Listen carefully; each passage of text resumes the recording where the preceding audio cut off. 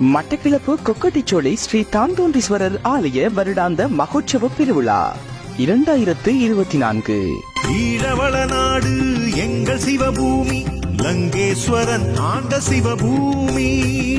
இம்மாதம் 4ஆம் திகதி கொடியேற்றத்துடன் ஆரம்பமாகும் இவ்விழாவில் முறையே தொடர்ச்சியாக திருவிழாக்கள் இடம்பெற்று இம்மாதம் 22/9/2024 மாலை 4 மணிக்கு தேரோட்ட பெருவிழாவும் தொடர்ந்து அன்றிரவு திருவேட்டை திருவிழாவும் இடம்பெற்று 23ஆம் திகதி தீர்த்தோற்சவத்துடன் விழா இனிதே நிறைவு பெறும்.